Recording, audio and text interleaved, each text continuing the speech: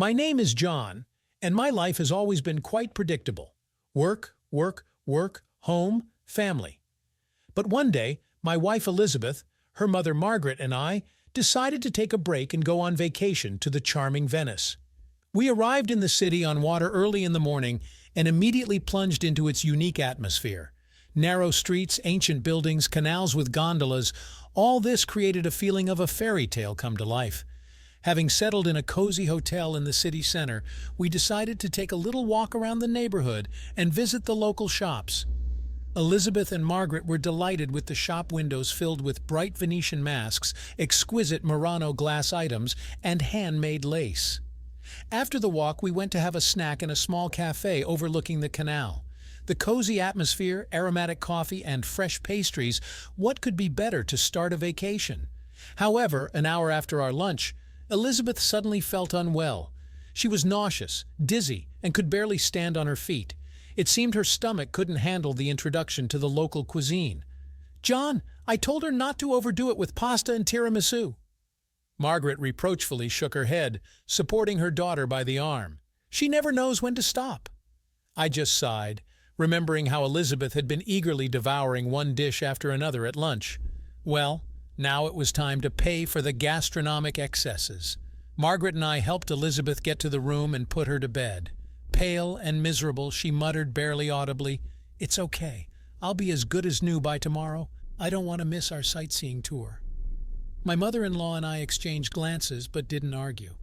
After all, a lot can change overnight. We could only hope that Elizabeth would indeed feel better by morning. Alas, our hopes were not fulfilled. In the morning, Elizabeth still felt terrible. Pale, with dark circles under her eyes, she looked like a real sufferer. "John, I'm sorry. It looks like I won't be going anywhere today," my wife said in a weak voice, falling back on the pillows. "You and Mom will have to go without me. Have fun, and I'll rest for now."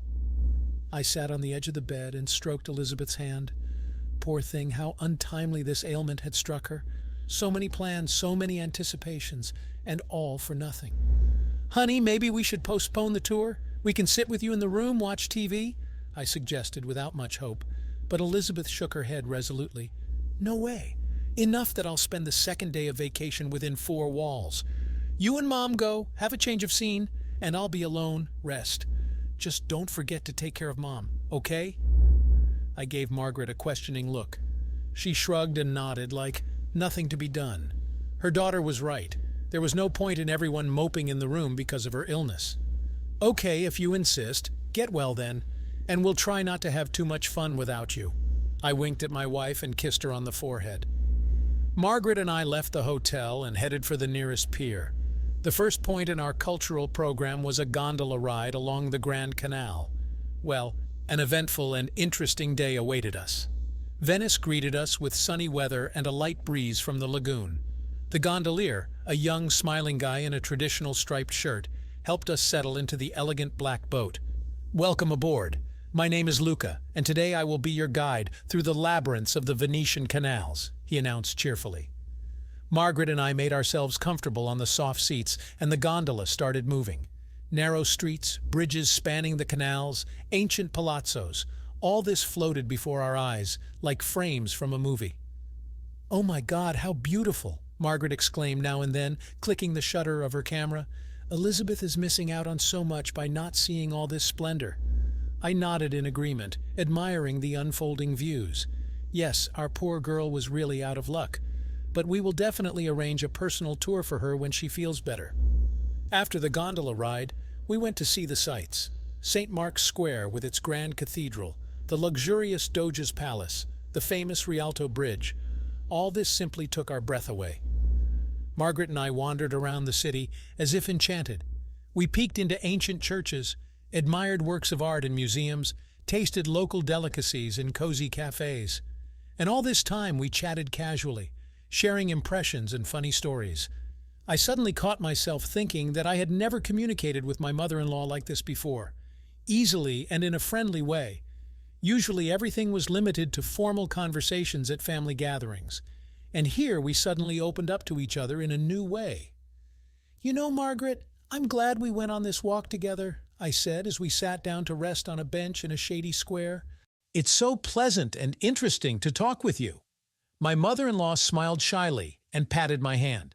I'm very glad too, John. Thank you for keeping me company. This day wouldn't have been so wonderful without you.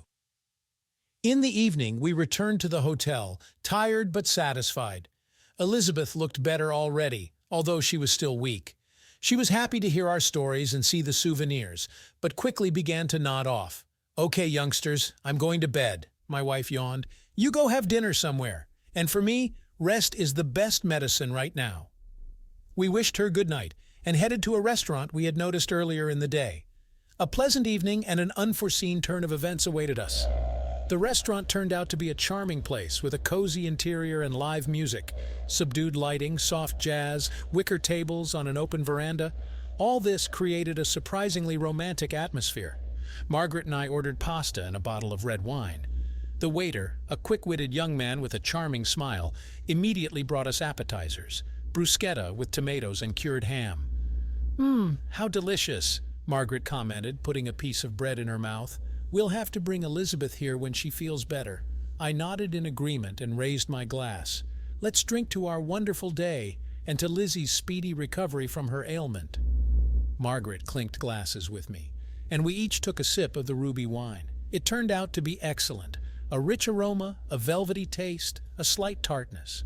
During dinner, we continued our leisurely conversation. But if during the day the conversations mainly revolved around the sights and impressions, now they became more personal, more frank. Margaret talked about her youth, about unfulfilled dreams and hopes. I shared my doubts and worries related to work and family. John, have you ever regretted your choice? Margaret suddenly asked, looking into my eyes. Maybe you wanted something else from life? Adventures, vivid emotions? Her question caught me a little off guard. I thought for a moment, then slowly said, to be honest, sometimes it comes over me. I think here I am living in a well-trodden rut, homework home, and I want something unusual, exciting, to shake things up, to experience new feelings. Silly probably, huh? Margaret silently shook her head. A strange expression flashed in her eyes, either sadness or understanding. Not silly at all, John. I understand you perfectly. I have such thoughts too, she said quietly, and covered my hand with hers. That touch was like a lightning bolt through me. My heart started racing. My throat went dry. I suddenly distinctly felt the tension hanging between us, sparkling, hot, scorching. We finished the wine and paid, barely looking at each other. Awkwardness and embarrassment washed over us both, spilling out along with the unbidden frankness. We silently walked back to the hotel. In the lobby, I gallantly kissed Margaret's hand goodbye, and suddenly I felt her fingers tremble in my palm. John, maybe we could take a little walk before bed? She suddenly asked, her eyes twinkling mischievously. Venice is so lovely at night. And I, not knowing why, agreed, although my mind suggested, run, you fool, run without looking back before it's too late. But how could I resist her pull? The devilish magic of this evening driving me crazy and pushing me to do crazy things. We slowly wandered through the night streets, illuminated by the soft light of lanterns. The silence was broken only by the echo of our footsteps and the splash of water in the canals. It seemed the whole city had frozen, immersed in a sweet slumber. Margaret took my arm, pressing her warm side against me. Her closeness sent shivers down my spine, my breathing quickened. I could smell her perfume, subtle, enchanting, with notes of jasmine. How beautiful it is here, she whispered in admiration. A magical fairy tale come to life. Yeah, it's no wonder Venice is called the City of Lovers, I mumbled, trying to distract myself from the turmoil of feelings. Margaret suddenly stopped and turned to me. Her face was so close that I could see every eyelash, every wrinkle at the corners of her eyes. John, I want to tell you, she began in a faltering whisper, but I didn't let her finish. Obeying an unknown impulse, I pulled Margaret to me and plunged into her lips with a greedy, passionate kiss. She gasped, but immediately wrapped her arms around my neck, responding with no less fervor. It was madness, sheer madness, kissing my mother-in-law in the middle of the night in Venice, risking being seen by random passers-by. Everything inside screamed, "No, no, you can't!" But the sweetness of her lips, the heat of her pressed body, overshadowed the arguments of reason. "Let's go. Let's go to my place," Margaret whispered, tearing herself away from my lips. Her eyes had darkened, Her breathing had become rapid and uneven. I silently nodded, unable to utter a word. We almost ran to the hotel, not letting go of each other's hands. Passion and lust drove us forward, making us forget about everything in the world. As soon as the door of Margaret's room closed behind us, the last barriers collapsed. We pounced on each other with feverish frenzy, tearing off clothes, caressing and kissing every inch of exposed skin. I remember what followed in snippets, in flashes. The hot intertwining of bodies on rumpled sheets. Hoarse moans and sobs, muffled by passionate kisses. The convulsive shudder at the moment of ecstasy bordering on insanity. It was akin to a blackout of the mind. All taboos, all attitudes flew to hell, swept away by a primal, irresistible attraction. We reveled in each other as if possessed, forgetting about propriety, duty, and family ties. Only an hour later, completely exhausted and emptied, we were finally able to tear ourselves away from each other. We collapsed on the disheveled bed, breathing heavily and not daring to look each other in the eyes. I came to my senses first. I sat up abruptly and clutched my head, trying to figure out what the hell we had done. Shame and horror washed over me like an icy wave from head to toe. God, we shouldn't have. What do we do now? I stammered, frantically looking for my clothes with my eyes. Margaret also sat up, pulling the sheet up to her chin. A mask of confusion and guilt froze on her face. John, I'm sorry. I don't know what came over me. This is a mistake. A terrible mistake, she whispered, averting her eyes. We succumbed to a momentary passion, lost control. This should never happen again. I just nodded dejectedly. My mother-in-law's words echoed in my head, intensifying the emotions tormenting my soul. Shame, remorse, disgust with myself, and at the same time an aching pain in my heart at the thought that what happened between us would never happen again. Yes, you're right. We're both good, damn it. Only thinking about ourselves. I smiled bitterly, hurriedly getting dressed. I hope Elizabeth never finds out. It will break her heart. And Tom's, too. Margaret flinched as if slapped. I almost physically felt a wave of remorse wash over her at the mere mention of her husband's name. John, I beg you, no one should ever know. Not Elizabeth, not Tom. Let's pretend nothing happened, she whispered feverishly, clutching my hand. I gently freed myself from her grip, looked into her eyes full of pleading and despair, and realized Margaret was right. The truth would only bring pain and destroy families, and that couldn't be allowed to happen. You're right. Let's forget about everything, okay? Chalk it up to the magic of Venice, to the madness of the moment. I took a deep breath, pulling myself together. For everyone, we're still the proper son-in-law and mother-in-law. Period. Margaret nodded convulsively and hid her face in her hands, holding back sobs. God, how I wanted to hug her, to comfort her, to say that everything will be all right, that together we will cope. But I had no right to do that, not after what I had done. I'll go. Good night, Margaret, I mumbled, heading for the door. And until morning, I'll try to convince myself that nothing happened. My mother-in-law sobbed something inarticulate in response. I turned around on the threshold to give her one last look. Slumped shoulders, disheveled hair, a hunched figure on the crumpled bed. I wanted to howl from the realization of the irreparability of what had happened, from the understanding that what had begun as a magical fairy tale had turned into a dirty, shameful fall. And now we had to live with it, to come to terms with it, to forgive ourselves, to learn to pretend, and to pray to God that my and Margaret's secret would never come to light. The last days of the vacation passed as if in a fog. Margaret and I tried not to be alone together, avoided meeting each other's eyes. We behaved in a friendly and relaxed manner in Elizabeth's presence, but as soon as she turned away, a tense, viscous silence hung between us. My wife, thank God, chalked up our absent-mindedness and thoughtfulness to fatigue from walking. She didn't suspect anything, continuing to admire the beauty of Venice and make plans for the future. And I had only one thought in my head, to get home as soon as possible. Away from the city, from temptations, from that fateful night. The walls of our cozy suburban home now seemed like a stronghold of stability, a protection from madness. And so we returned. Elizabeth immersed herself in work and household chores, I in my routine duties as a sales manager. Margaret and I hardly saw each other, except at general family gatherings where we were pointedly polite and aloof. No more heart-to-heart conversations, no more sparks or hints. Only perfunctory smiles and neutral phrases, behind which each hid their pain and regrets. It was as if we had crossed each other out of our lives, locked away the memories. At first it was not easy. Sometimes longing would wash over me, twisting my gut, especially at night when I lay awake next to my snoring wife. I was so tempted to pick up the phone, call and say, "I miss you. I miss you madly, desperately, Margaret."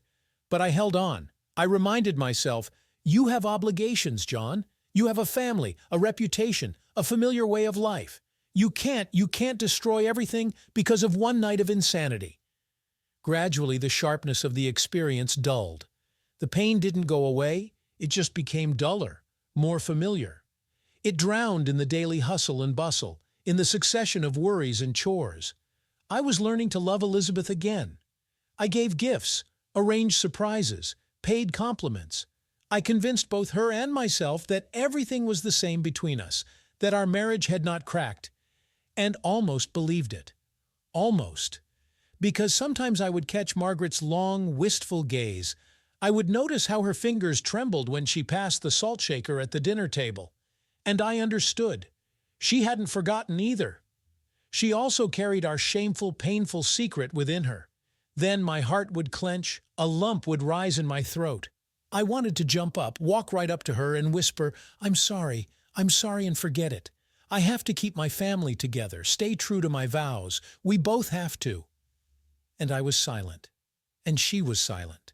And no one around even suspected what a storm was hiding behind our ostentatious friendliness. What regrets and unfulfilled dreams were hidden in the corners of our eyes, in our stingy, forced smiles. Only we knew. The keepers of a big, dangerous secret. Two people who were briefly swept up in a whirlwind of forbidden passion, and now forced to deal with the consequences of our fall from grace. Lovers for one night, hostages of circumstances and a sense of duty. Victims of one magical city that opened Pandora's box. I often think back to that night, that sweet, bitter night full of remorse. I replay every detail in my head, savor the sensations. And at the same time, I'm horrified by my own thoughts. But I can't help myself. That night with Margaret, our Venetian madness, it's etched in my memory, in my subconscious.